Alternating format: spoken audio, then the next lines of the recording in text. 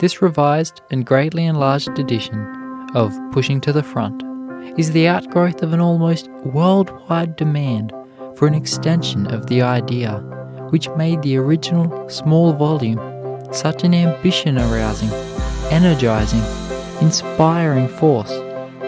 It is doubtful whether any other book outside of the Bible has been the turning point in more lives. It has sent thousands of youths with renewed determination back to school or college, back to all sorts of vocations which they had abandoned in moments of discouragement. It has kept scores of businessmen from failure after they had given up all hope. It has helped multitudes of poor boys and girls to pay their way through college who had never thought a liberal education possible.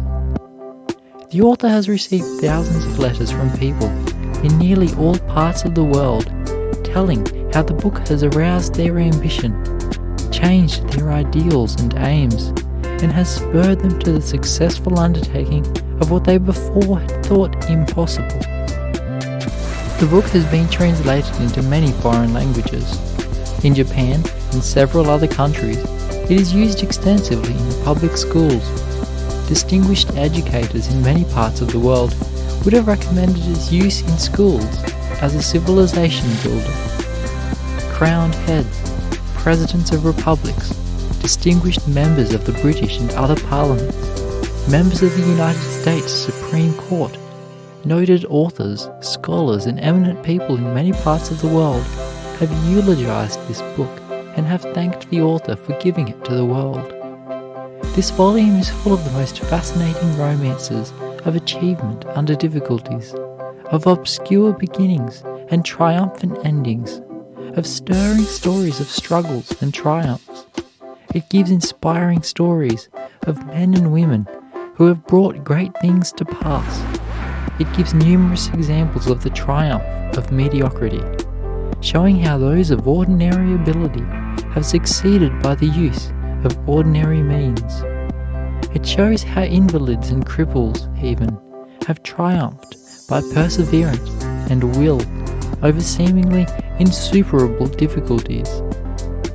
The book tells how men and women have seized common occasions and made them great. It tells of those of average ability who have succeeded by the use of ordinary means, by dint of indomitable will and inflexible purpose. It tells how poverty and hardship have rocked the cradle of the giants of the race. The book points out that most people do not utilize a large part of their effort because their mental attitude does not correspond with their endeavor, so that although working for one thing, they are really expecting something else, and it is what we expect that we tend to get. No man can become prosperous while he really expects or half expects to remain poor.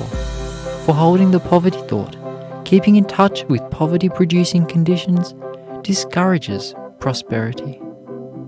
Before a man can lift himself, he must lift his thoughts. When we shall have learned to master our thought habits, to keep our minds open to the great divine inflow of life force, we shall have learned the truths of human endowment, human possibility. The book points out the fact that what is called success may be failure. That when men love money so much that they sacrifice their friendships, their families, their home life, sacrifice position, honor, health, everything for the dollar, their life is a failure, although they may have accumulated money.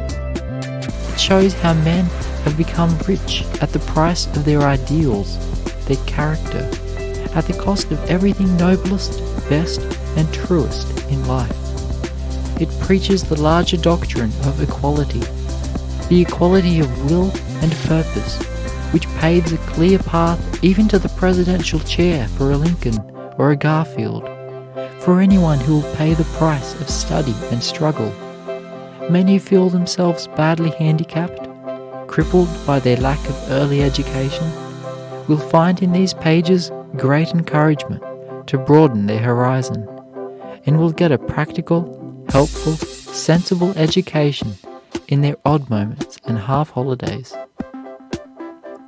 Dr. Martin, in Pushing to the Front, shows that the average of the leaders are not above the average of ability.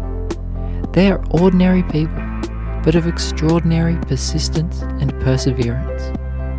It is a storehouse of noble incentive, a treasury of precious sayings. There is inspiration and encouragement and helpfulness on every page.